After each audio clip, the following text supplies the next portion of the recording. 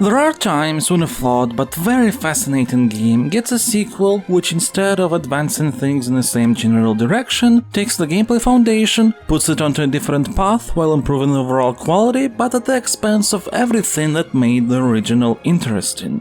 This is one of those times. 2009 saw the release of Harry Potter and the Half-Blood Prince movie. Naturally, the movie was accompanied by several tie-ins, 3 to be exact. Today we'll take a look at the main version released for PC, PlayStation 2, PlayStation 3, Xbox 360 and Wii, developed by EA UK, by this time rebranded into EA Bright Light. Harry Potter and the Half-Blood Prince is directly based on the previous console outing, The Order of the Phoenix. As such, to save time and avoid repeating information, I will assume you have watched my review of that game. If you haven't, links are in the description and YouTube cards. All versions of the game are the same, with the only gameplay difference being the absence of the 2-player dueling mode in the PC version. Otherwise, all differences are purely graphical in nature. As always, we'll dissect the game using my Stasocritic system, the first category of which is design.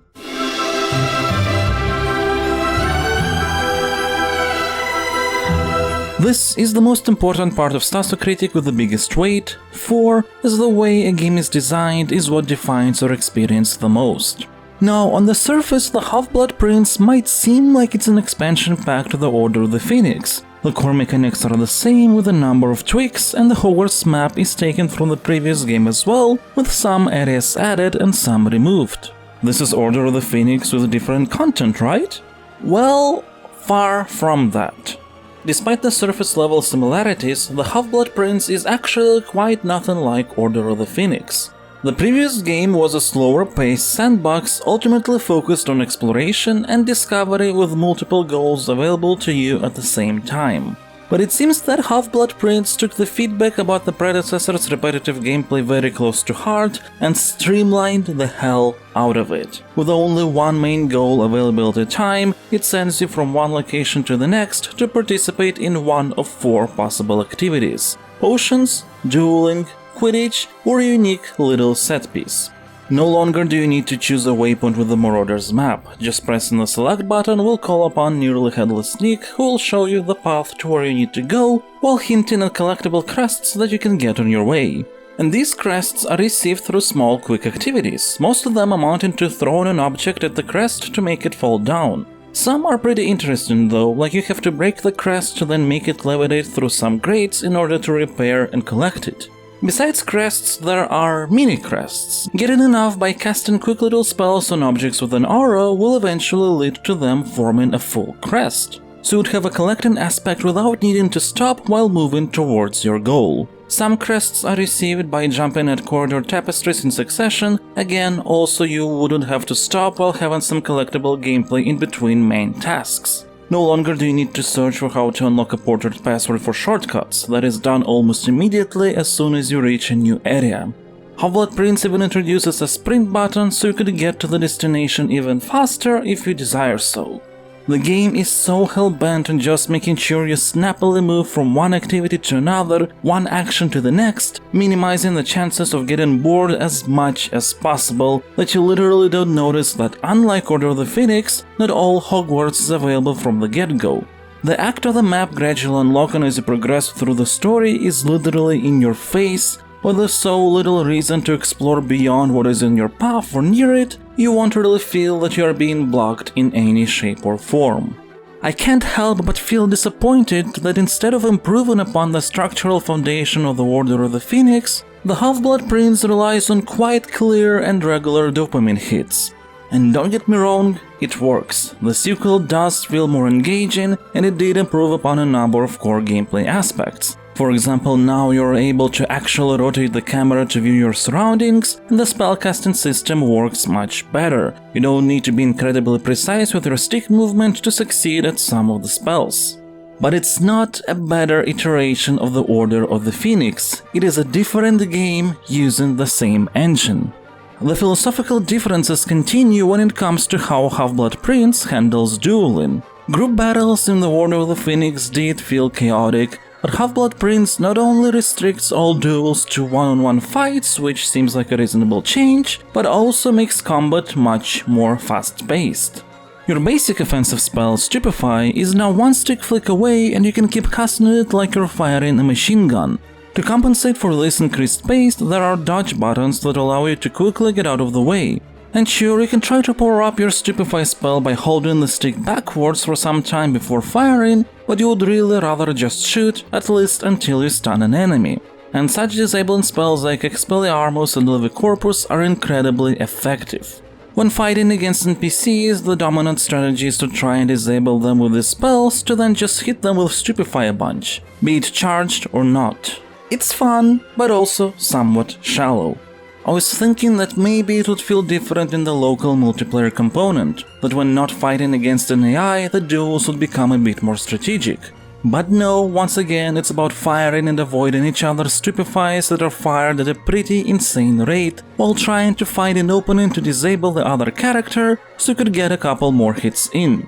And once again, it is fun in action, can even feel intense, but it's not what you'd expect from a game with a spellcasting system focused on deliberate analog actions. Even though yes, the duels are of higher quality implementation than they were in the Order of the Phoenix.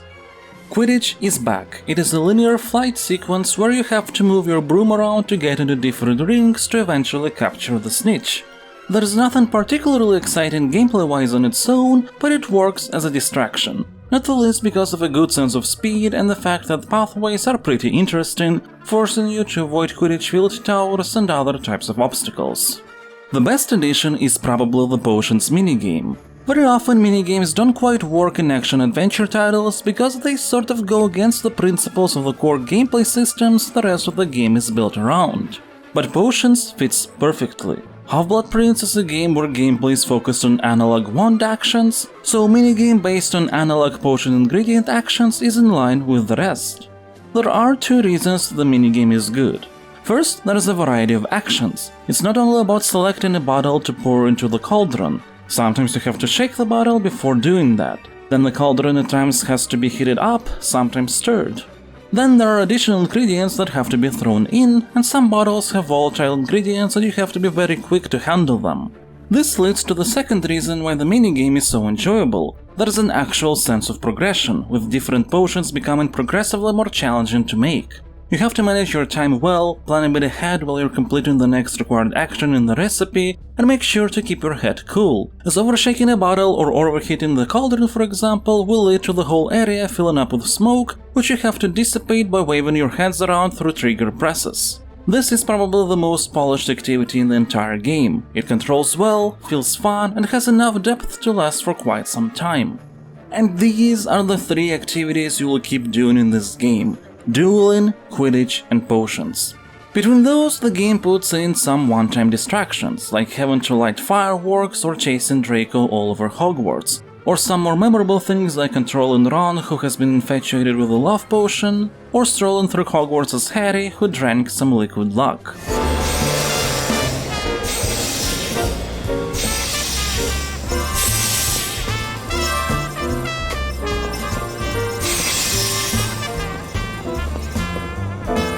The game is not too long, you'll most likely complete the main campaign in 3-4 hours, 6-7 if you want to do some more crest collecting or participate in more minigames. But that's just enough time, honestly. If the game would be any longer, then all these activities would become somewhat tiring. Potions are great, but dueling and Quidditch, while fun, are somewhat too shallow to hold together a longer game. So let's open up all the possible scores for design. Feel free to pause if you would like to read them all. I will assign a 6. Harry Potter and the Half-Blood Prince polishes up the core gameplay from the Order of the Phoenix, but instead of creating a comparable but improved experience, it just streamlines everything to the point of creating a fun romp, but ultimately shallow as a whole.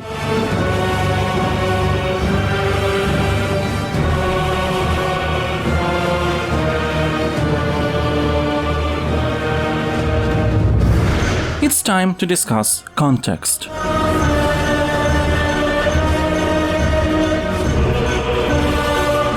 This category has a weight of 1, as it's about things that enhance the experience but don't necessarily define it: plot, characters, motivation, etc.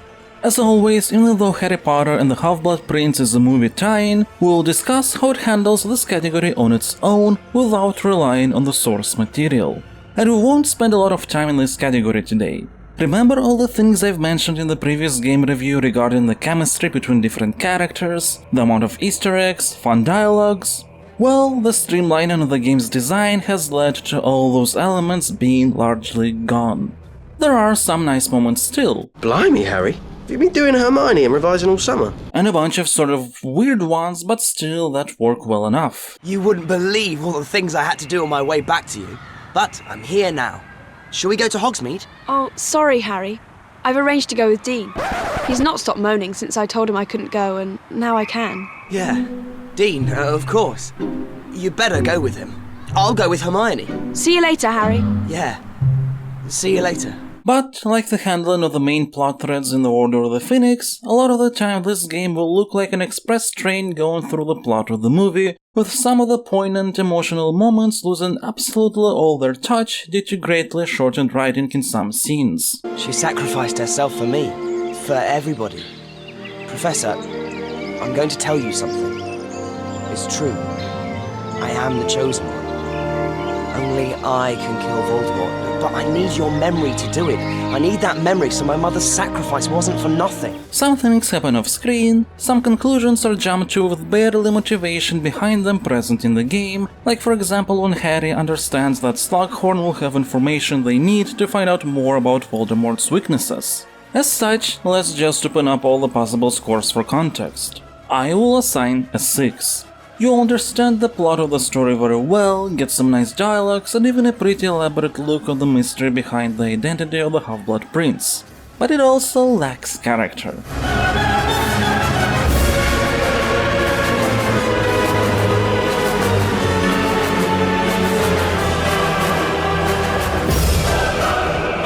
Now, let's discuss aesthetics.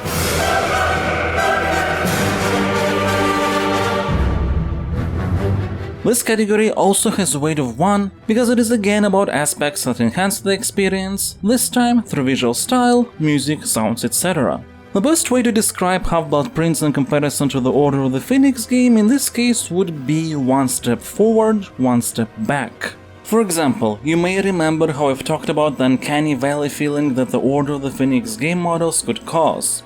Half-Blood Prince did quite a lot of strides to fix that. Characters can move their eyes, they utilize body language in conversations, the lip sync is much better. But then the hair of some characters tends to look like an alien being, or robes stick out like a sore thumb, the dual animations look incredibly weird on women, and some people at times forget to open their mouths while talking. Hogwarts manages to feel drab and less alive than in the Order of the Phoenix. And on one hand that sort of fits because of a looming danger in the form of Voldemort, but still, there's fewer students on the grounds, the sound design is not as impressive, not a lot of chatter in the background, less animals flying or running around. It is still highly detailed, still beautiful to look at, but there is just life missing. And these large, beautiful environments often can feel oddly empty. The voice acting is a step back as well. Some prominent characters like Snape feel like they're very bored. You dare use my own spells against me, Potter? Yes, I'm the Half-Blood Prince. Some other voices are acted out fine, but don't fit, like Hermione's. Her new game voice actors doesn't quite fill the shoes of the character as well as the actors from previous games had. Someone's written a note on this. Red is for beginners. Heat until the potion goes pink. That's just a student's notes. It can't be the proper way to make it, or they would have printed it in the book. One area of the game that's a definite improvement is the soundtrack. Order of the Phoenix already had an amazing one. Well, Half-Blood Prince manages to top it. I would even say that it's strictly better than the score that the movie it is based on has received. And it does absolute wonders for the atmosphere, working overtime to also balance out the lack of sound effects in the world. Just listen to all this.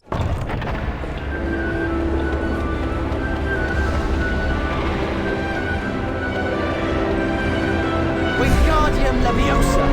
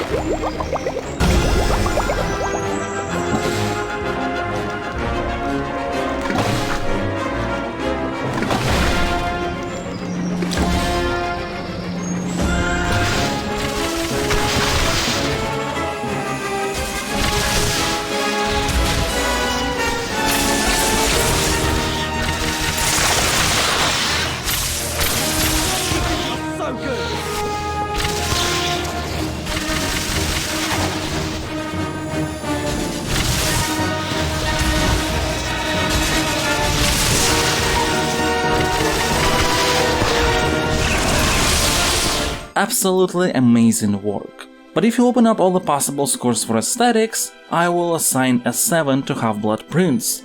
The soundtrack is fantastic and there is a lot of improvements in terms of actual graphical fidelity, but there is also quite a lot of technical issues and Hogwarts can feel a bit too lifeless.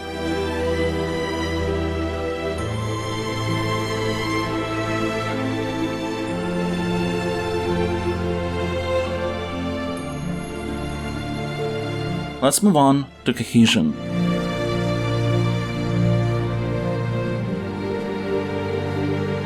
This category has a weight of 2 and it's all about how well the game connects all of its different aspects together to form a wholesome experience. The streamlining of gameplay aspects of Half-Blood Prince has affected this category as well. A basic example is the waypoint system. In Order of the Phoenix, you would choose locations from Marauder's map and then footprints would appear showing where to go. Here, you can call upon Nick the Ghost to show the way to your goal. And if you desire to showcase a path to some other place, you need to choose the location from the pause menu. This is done in such a way that it makes sense within the world. For absolutely every goal, Harry and Nick have a unique conversation. Hello, Nick. Have you seen Draco Malfoy anywhere? Not today, no, but I have seen him many times in the 7th floor corridor of late. Maybe you should try there. And it probably is more comfortable than Footprints in terms of gameplay design because you can always see Nick more clearly. But as an overall experience, it's somewhat disjointed, with you having to utilize an abstract menu and the Marauder's map being shown only when an area of the castle is unlocked, which in the game is motivated with the Aurors locking some sections up as they've been increasing guard against Lord Voldemort. There are some very nice moments when gameplay, visuals and narrative work together, like when we play as Ron under the influence of a love potion, collectible mini-crests transform into hearts, or when Harry drinks Felix Felicis, he literally can't fail at dueling or brewing potions. There are also some pretty cool twists on existing gameplay mechanics, like when the potion brewing is repurposed into making cocktails for a party. But there is also quite a lot of argumented abstraction, like the Nick the Ghost example, when even though everything is technically explained by the context of the world, it doesn't feel like part of a bigger picture. This is why, if we open up all the scores for Cohesion, I will assign an 8. Half-Blood Prince does a lot of pretty smart things, but when everything is taken together, it doesn't feel like a full-on Harry Potter experience like the Order of the Phoenix did. But a fun game where every gameplay mechanic is neatly put in the context of the Harry Potter world, and that affects the overall immersion.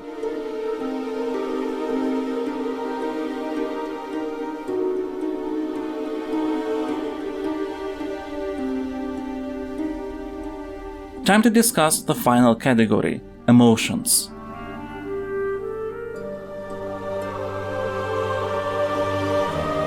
This is the most subjective category of Stasocritic, but it's got the second biggest weight, 3, as at the end of the day it's the way we feel about a game that matters a lot for our enjoyment.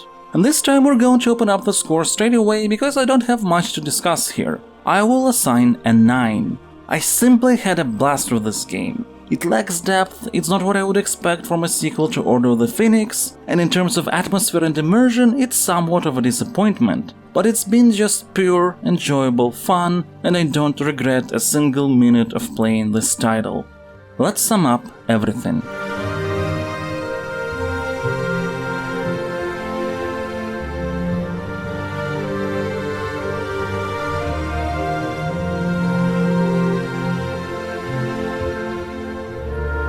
After we put together all scores and their weights, the PC and console version of Harry Potter and the Half-Blood Prince gets a final Stasocritic rating of 70.